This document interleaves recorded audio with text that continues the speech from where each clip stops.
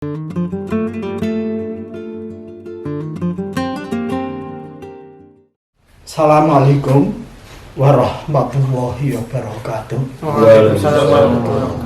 Innal hamdalillah walladzi ba'atsa fil ummiyina rasulan minhum yatslu 'alaihim ayatihi wa yuzakkihim wa yu'allimul kitaba wal hikmah wa in kanu min qablu lafi dhalalin mubin. Asyhadu alla ilaha illallah wa asyhadu anna Muhammadan abduhu wa rasuluh. Allahumma sholli ala sayyidina Muhammad wa ala alihi wa ashabihi ajmain. Raditu billahi rabba wa bil islami dina wa bi Muhammadin nabiyya wa rasula.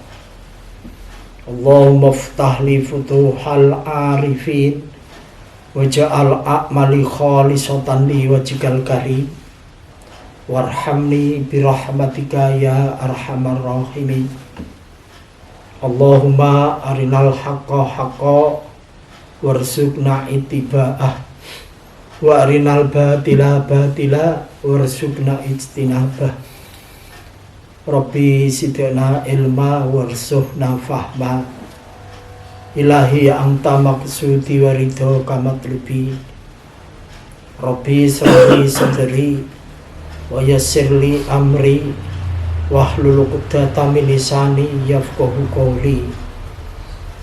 Subhanaka la ilma lana illa ma 'allamtana innaka antal alimul hakim wa tub alaina innaka antat tawwabur rahim. Wa ana ala dzalika minasyahidina wa syakirin. Alhamdulillahi rabbil alamin. Qala Allah ta'ala fil Qur'anil Karim, a'udzu billahi minasyaitonir rajim. Bismillahirrahmanirrahim. Kutiba alaikumul qitalu wa huwa kurhul lakum wa asa an takrahu syai'a wa huwa khairul lakum wa asa an tuhibbu syai'a wa huwa syarrul lakum wallahu ya'lamu wa antum la ta'lamun. Shadaqallahul azim. Alhamdulillah, pujian miliknya Allah.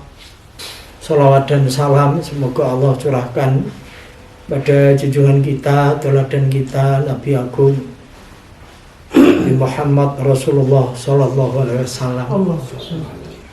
Alhamdulillah, untuk pagi ini Allah memberikan kita nikmat sehat.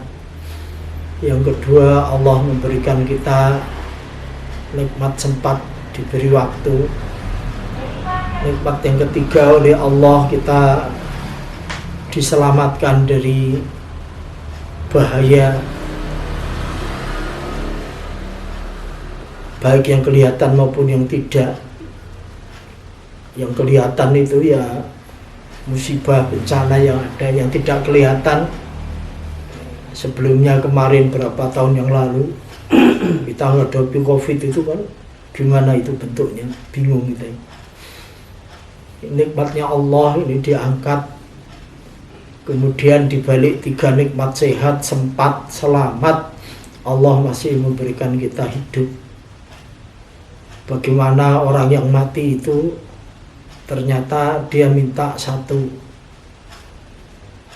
ingin balik di dunia lagi. Salah satunya Allah sebutkan dalam surat Sajdah itu, walau taro idil mujrimuna nakisu ru'usihim inda rabbihim rabbana absorna wa sami'na farji'na na'mal sholihan inna muqinun. Kalau kamu mengetahui bagaimana orang-orang yang banyak melakukan dosa, walau taro idil mujrimuna nakisu ru'usihim, ya, mereka tersungkur di depan Tuhan mereka, inda rabbihim, di depan Tuhan mereka, di hadapan Tuhan mereka. Mereka mengatakan, ya Allah, dulu saya sudah mendengar, dulu saya sudah melihat, maka farji'na, kembalikan kami ya Allah di dunia. Nanti kami akan melakukan na'mal sholihan, amal-amal yang baik. tapi tidak mungkin terjadi.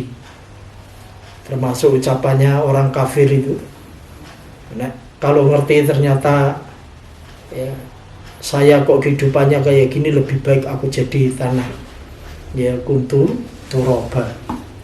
Baik, jadi nikmat Allah kita dihidupkan, dan tak kala Allah hidupkan kita, sekali lagi yang kita mohon kepada Allah adalah waja'alil hayatan siyadatan li fi kulli khairin. Ya Allah, kalau Engkau hidupkan kami, Kau jadikan kami hidup. Soalnya kita ini tidak bisa hidup sendirinya, tidak bisa. Kita hidup itu ada yang menjadikan kita hidup, artinya dihidupkan. Ya coba bahasanya kita ngomong hidup itu aja. Tapi hidup sesungguhnya, hidup kita itu dihidupkan, bukan dengan sendirinya atau tahu-tahu kita itu hidup. Artinya hidup kita itu kita tidak ngerti, nanti juga tidak ngerti juga. Jadi keberadaan kita itu kita tidak paham tentang diri kita. Itulah manusia itu, lam ya'lamnya itu di sana. Keberadaannya juga tidak bisa menentukan apa-apa. Kita itu kan tidak tahu dibikin laki-laki. Kita juga tidak tahu taruh di Semarang. Kita juga tidak tahu kok punya bapak ini. Kita juga tidak tahu kok punya istri ini. Kita juga tidak tahu kok punya anak. Maunya laki-laki dikasih perempuan, maunya perempuan dikasih laki-laki. Termasuk kita punya badan ini, kita itu punya usus, tidak tahu kita itu usus kita sendiri. Ya kenapa ini kita ungkap supaya kita itu sadar bahwasanya kita bisa gerak, memang Allah yang gerakkan. Kita bisa begini begitu, yang membeginikan, yang membegitukan itu hakikatnya Allah. Loh, kalau ternyata gerakan kita itu menjadi arus kebaikan, itu berarti kan Allah memberikan apa? Kasih sayangnya dengan kita digerakkan. Nah, hasil kita itu Masya Allah. Makanya dulu yang pernah kita bahas, puncak kekuatan ini tak kala kita mengucapkan la haula wala quwata illa billah. Itu asli itu, anal quwata lillahi jami'an. Semuanya kekuatan itu mutlak miliknya Allah. Hakikatnya kita bisa gerak, memang ada yang gerakkan. Kita bisa hidup, artinya ada yang menghidupkan. Kita untuk ngatur nafas kita aja sendiri kan tidak bisa. Tahu-tahu sudah ritmenya berjalan. Jantung kita sedemikian rupa, darah kita ngalir, mata kita bisa melihat. Ya, mata kita itu tidak pernah dikasih pelumas, kok enak dek. Itu kalau perlu mas kira-kira kayak apa itu, Mas bisa? Ya, enak aja dek. Kok tidak kerasa cetek kok enggak. Tapi Masya Allah sangat terlihat. Dan itu Allah yang mengatur sedemikian rupa. Supaya kita itu sadar ternyata ya Allah. Ternyata diri saya sendiri saya juga tidak tahu.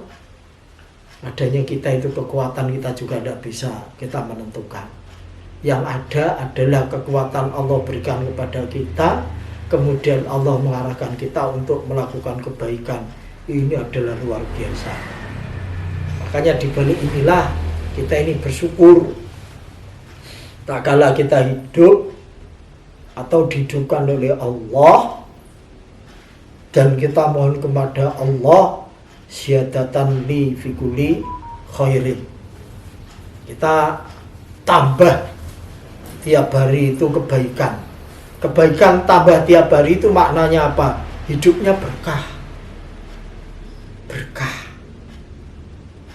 Assalamualaikum warahmatullahi wabarakatuh. Keberkahan. Sudah diselamatkan, kemudian ya diberikan kasih sayang oleh Allah. Ternyata Allah memberikan kita dengan keberkahan. Didoakan dengan keberkahan. Syadatan li fi kulli khairin. Nah, kalau orang beriman hidupnya dari hari ke hari melakukan kebaikan, itu artinya hidupnya dari hari ke hari dia menapaktilasi, dia itu menikmati, dia itu merasakan nikmatnya Allah. Dia itu berjalan atas rahmatnya Allah. dari hari ke hari kok kita beraktivitas kebaikan, itu artinya kita mencari ridhonya Allah. Dari hari ke hari kok kita itu melakukan kebaikan, itu berarti membuka pintu-pintu surga. Dan ini jangan kita remehkan, supaya kita itu tidak gampang ngeluh, supaya kita itu tidak gampang kecewa, tidak gampang ngedumel. Tadi saya bahas tentang ayat perang, walaupun toh ayat belakangnya itu Allah mengatakan ya, di ayat intinya kan diwajibkan atas kalian berperang. Kutiba alaikumul qital. Diwajibkan atas kalian berperang. Padahal namanya perang itu adalah sesuatu yang kamu benci. Tapi Allah melanjutkan kan, boleh jadi asa an takrahu syai'a wa huwa khairul lakum. Boleh jadi kamu itu membenci sesuatu, salah satunya yang paling besar itu perang. Dan selama Rasulullah itu hijrah dari Mekah ke Madinah, itu 80 kali berperang. Berarti sekitar 10 tahun kok terjadi 80 kali. 10-11 tahun ya, orang lebih 10-11 tahun. 80 kali berarti 1 tahun berapa kali perang? Sekitar 8 kali. Masya Allah. Hampir tiap bulan. Rasulullah mimpin memang 27 kali. Ya ada yang menang, ada yang kalah, ada yang baru didatangi, pasukannya sudah kabur. Dan itu untuk menjaga eksistensi itu. Kalau bahasanya orang Indonesia itu, kalau tahun 45 tidak mengangkat senjata dengan datangnya tentara Nika gabungan Inggris dan mana sekutu ya, berapa tentara itu datang itu dompleng, itu fatwa Kiai Haji Hashim Asy'ari rahimakumullah ya, pendiri pondok pesantren Tebiren ya, pendiri Nahdlatul Ulama, itu membuat resolusi jihad kan. Bahasanya yang paling utama adalah iskariman au mut syahidan. Kamu membela negara kemudian kamu mati, kamu membela negara, itu hukumnya adalah wajib. Supaya hidup kita itu merdeka, kita ini bebas menjadi hambanya Allah, bebas untuk ibadah. Dan hukumnya haram tunduk kepada orang kafir itu, penjajah yang datang. Ataupun kalau kamu perang di jalan Allah kemudian mati, itu adalah mut syahidan, mati yang syahid, dipakai semboyan merdeka atau mati. Coba itu. Iya, itu tidak sesederhana itu, ini ngambil dari ayat. Kalau sudah ngomong jihad ya sudah, jangan berpikir di akalnya, jangan. Mosok pasukan melawan meriam, melawan senjata otomatis, melawan bom, lu kok bawa senjata bambu kuning, bambu dilincipi? Mau perang apa mau konyol itu? Konyol itu. Tapi memang kemenangan itu Allah yang ngirimkan kemenangan. Bukan karena hebatnya kamu, pintarnya kamu, menang kamu strategi, bukan. Walaupun itu diperlukan. Tapi yang paling utama Allah lah yang mengirimkan tentaranya, mengirimkan malaikatnya menjadikan menang. Tapi banyak perang, misalkan di perang Uhud itu jumlahnya banyak, 12.000 dari salah orang Islam. Tapi tambah kalah. Yang perang Badar 300 lawan 1.000 tambah menang. Menang kalah itu bukan kalah sedikit dan banyak. Allah bantu nggak dibalik itu semuanya? Ya, baik.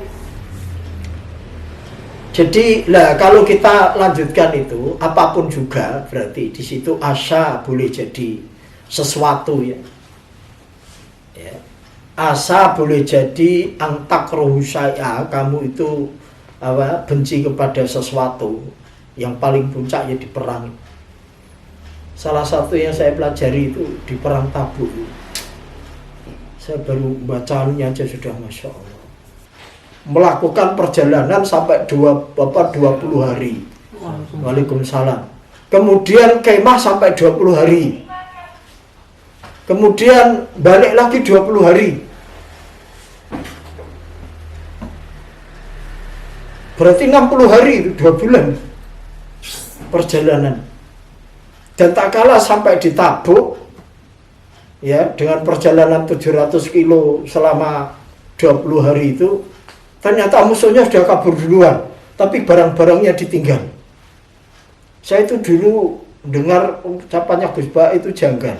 Ada orang Quraisy datang kepada Rasulullah minta unta dikasih 100 unta itu. Kayak apa? Ternyata di perang Tabuk ini, itu rampasan perangnya berapa? Unta itu 24.000 unta disita. Kambing 40.000. Perak 8 kintal. Nah, ini tidak percaya dicek di Wikipedia bisa. Kalau saya ini dibaca di ya tak kelengkapan tarikh Munawwir Qalili tadi. Sampai kayak gitu ya. Jadi musuh itu sudah kabur duluan. Ya, tak kalah kedatangan pasukannya Rasulullah berjumlah 40.000 pasukan. Saya bayangkan ya Allah. Dan itu sahabat sangat sulit. Sama-sama bawa kurma di Timur Gentina. Tak kalah haus. Tidak ada jualan es doger. Es tong-tong. Ya. Tidak ada. Apa yang dilakukan? Untanya disembelih. Di samping dagingnya dimasak, dimakan. Unta itu sekali minum 200 liter. Ada yang 300 liter unta itu. Dan nanti 1 minggu dia tidak minum kuat unta itu. Baik, kembali kepada perang Tabuk tadi yang saya sampaikan ini, bro. Perang terakhir, perang tahun ke-9 Hijriah yang Rasulullah lakukan. Ada 3 orang ya yang dia tidak hadir. Ka'ab, Hilal, sama Murarah ya. Orang 3 ini dia tidak ikut perang. Padahal 40.000 pasukan sudah berangkat. Tapi dia tidak ikut perang ya bukan karena tidak punya kendaraan. Badannya juga sehat. Tidak ada udzur. Akhirnya tak kala Rasulullah pulang, langsung Rasulullah jujuk masjid. Orang munafik datang berbondong-bondong mengemukakan alasannya dia tidak ikut perang. Ya, orang munafik kan pintar cari alasan. Kalau dalam surat Al-Fat itu apa? Sahulatna amwaluna wa ahluna wastaghfirullah. Ya Allah, saya repot ya Allah ngurusi harta kami. Ya Allah, saya repot ngurusi anak-anak kami. Supaya engkau itu memaafkan kami, ini aku rasa berjuang, rasa perang itu gak apa-apa. Tapi dia ngomong itu sebenarnya untuk memaniskan mulutnya aja. Hatinya dia itu maunya ya memang tidak mau jalan, tidak mau gerak. Maunya hidup itu mengikuti hawa nafsunya, bukan mengikuti ini perintahnya Allah. Termasuk juga kita kalau mau mengikuti perintahnya Allah dalam hadis ya, man kharaja min maksiat min tilli maksiatillah wal isi taatillah. Barang siapa yang dia keluar, ya meninggalkan dari maksiat kepada Allah, kemudian dia menuju kepada taat kepada Allah, maka Allah akan memberikan 3. Fa'alnallahu bighairi malin. Dia akan dijadikan orang yang kaya walaupun dia tidak punya harta. Allah akan memberikan pertolongan, ya, akan menolong mereka walaupun dia itu tidak punya tentara. Allah akan memenangkan mereka tanpa peperangan. Wa asallallahu bighairi asyiratin. Nek wong Jawa diterjemahno sugih tanpa bondo, kaya tanpa harta. ngeluruk tanpa bolo, perang tapi tanpa bawa pasukan, menang tanpa ngasor. Inilah sesungguhnya kekayaan iman. Ini 2 bulan dalam kondisi perang dan pulang. Tak kala dia pulang, tadi orang munafik itu dia nyampaikan banyak alasan, tidak kurang. Bersilat lidah lah, pintar-pintaran gak alasan.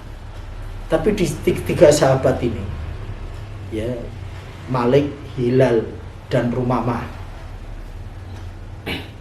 itu dia mengatakan, saya tidak akan ngomong macam-macam kepada Rasulullah. Saya akan ngomong apa adanya, intinya apa, saya akan jujur.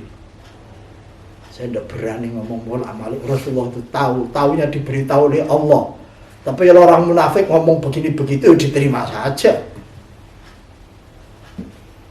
Tapi saya tidak. Setiap peperangan dia ikut terus. Pas perang itu aja dia tidak ikut. Pas perang itu aja sih dia tidak ikut. Dan dia tidak ada alasan.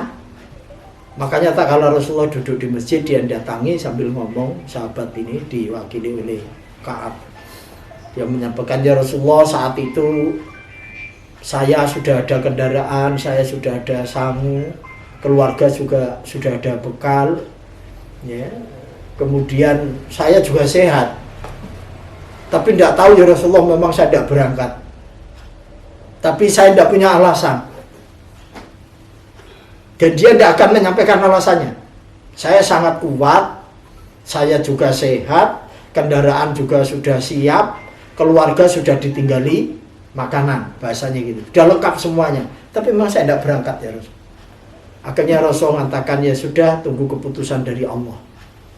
Apa itu? 40 hari semuanya sahabat tidak boleh ngajak ngomong. Tidak boleh ngajak ngomong. Coba 40 hari sudah ketemu gerudukan, ora dijak omong, kira-kira kaya apa rasane. Ya itu perintahnya Allah. Ya lewat Rasulullah, hukumannya kayak gitu. Nah, munafik ora dibahas, Pak. Ini dibahas orang beriman, tambah. Tapi dia jujur sudah. Ya sudah, kamu jujur, nyampaikan apa adanya, tunggu keputusan dari Allah. Ternyata Allah memerintahkan wis aja ditakoki 40 dina. Rasane dia stres sahabat itu. Nanti dibaca surat At-Taubah 117 atau 118 kalau tidak salah ya. Itu keputusan terakhir yang Allah berikan, akhirnya Allah memaafkan. Setelah 40 hari dijak ngomong, kemudian ditambah lagi 10 hari. Ada berita, wahai Ka'ab, wahai Hilal, wahai Murarah, ini ada keputusan dari Allah, setelah 40 hari engkau tidak ditanya, ini plus 10 hari supaya engkau meninggalkan, engkau pisah dengan istri kamu. Orang yang pedok buju juga. Sing Ka'ab ini ya, bertanya, apakah Rasulullah mengatakan bahwasanya saya harus mencerai istri saya? Tidak. Istri kamu suruh pulang, atau kamu yang pergi, jangan nemu istri kamu. Ini ya teguran dari Allah, ini hukuman dari Allah. 10 hari. Setelah 10 hari datang ayat surat Taubah ayat 117, 118. Itu yang menerangkan bahwasanya tobatnya mereka diterima oleh Allah, tapi dia menghadapi sesuatu, apa istilahnya, hukuman yang sangat pahit, yaitu didiamkan. Dan ini bagian daripada ya teguran daripada orang ini lakukan. Nah itulah peperangan, susahnya luar biasa. Walaupun toh mohon maaf, suatu saat kita ini memang otak kita tidak jalan kalau itu sudah urusan kepemimpinan. Terkadang suatu saat.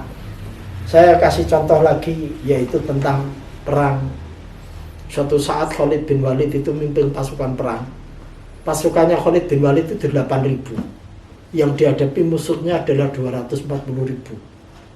Berarti satu harus menghadapi 30. Lah tak kala pasukannya Khalid bin Walid ini kurang orang, wah ini 8.000 menghadapi 240.000, konyol ini. Mati kita ini, habis. Akhirnya dia kirim surat kepada Umar bin Khattab. Dia kan di Madinah, dia di Mesir. Dia di peperangan Khalifah Umar bin Khattab, dia jadi khalifahnya. Dia dalam peperangan.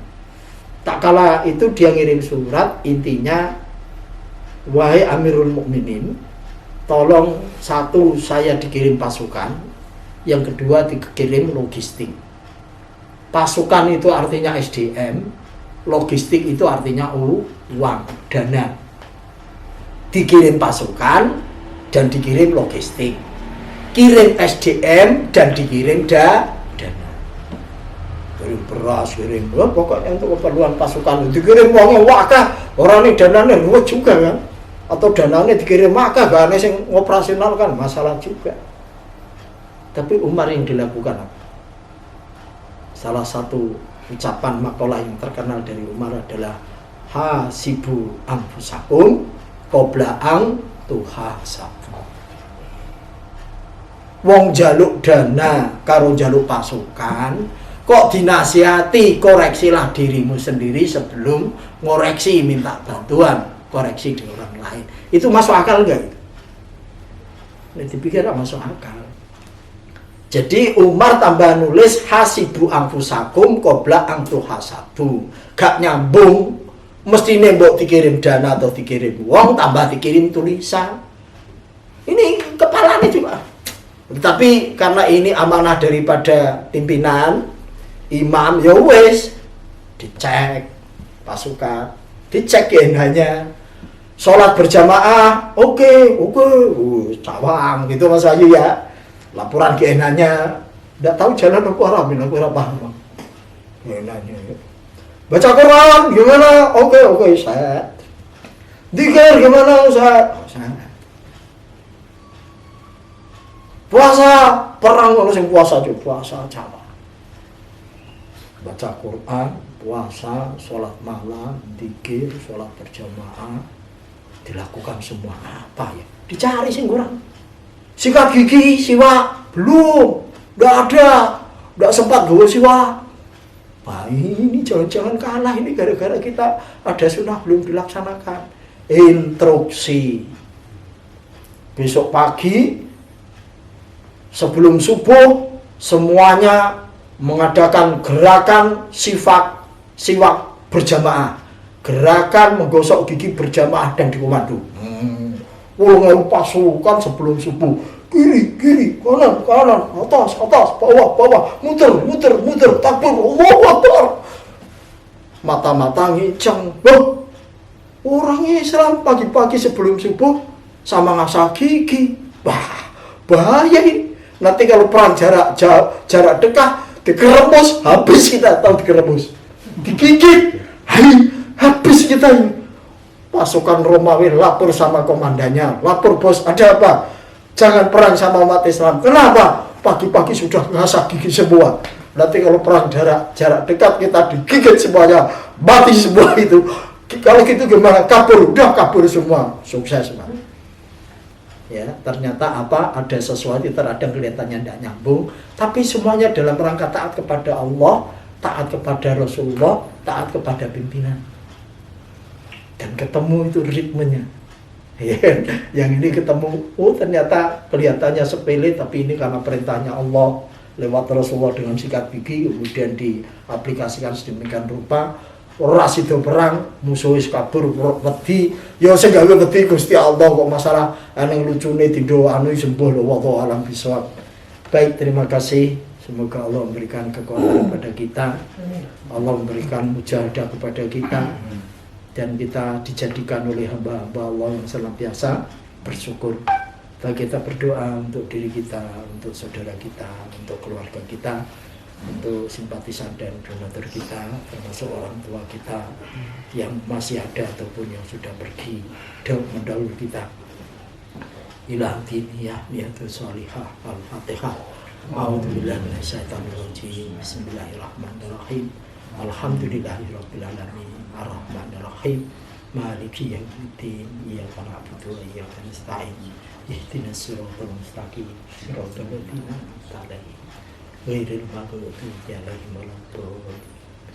A'udzu billahi minasyaitonir rajim. Bismillahirrahmanirrahim. Allahumma shalli ala sayyidina Muhammadin wa ala alihi wa ashabihi ajma'in. Alhamdulillahirabbil alamin. Rabbana dhalamna anfusana wa ilam taghfir lana wa tarhamna lanakunanna minal khasirin. Allahumma anta rabbi la ilaha illa anta khalaqtani wa ana abduka wa ana ala ahdika wa wa'dika mastata'tu wa a'udzu bika min syarri ma sana'tu. Abdulaka bi nikmati wa abdulaka bi dambi faghfirli fa innahu la yaghfiru dzunuba illa anta. Allahumma aslih lana fi dinina allati wa ismatu amrina wa aslih lana dunya allati fiha ma'asina wa aslih lana akhirati lana allati fiha ma'adina wa ja'alil hayatan ziyadatan lana fi kulli khairin wa ja'alil mauta rahatan lana fi kulli syarrin. Rabbana waj'alna muqimas shalah Rabbana waj'alna muqimas shalah Rabbana waj'alna muqimas shalata wa min dzurriyyati Rabbana wa taqabbal du'a Rabbi habli minas shalihin Rabbi habli minas shalihin Rabbi habli minas shalihin wa shalihat Rabbana hab lana min azwajina wa dhurriyyatina qurrata a'yun waj'alna lil muttaqina imama waj'alna lil muttaqina imama waj'alna lil muttaqina imama. Allahumma ighfir Allahumma ighfir Allahumma ighfir lil muslimina wal muslimat wal mu'minina wal mu'minat al ahya'i minhum wal amwat innaka sami'un qaribun mujibud da'wat wa qadiyal hajat. Rabbana atina fid dunya hasanah wa fil akhirati hasanah wa qina adzabannar. Subhana rabbikal rabbil izzati amma yasifun wa salamun alal mursalin walhamdulillahi rabbil alamin. Terima kasih dan mohon maaf. Ihdinas siratal mustaqim. Assalamualaikum warahmatullahi wabarakatuh. Waalaikumsalam.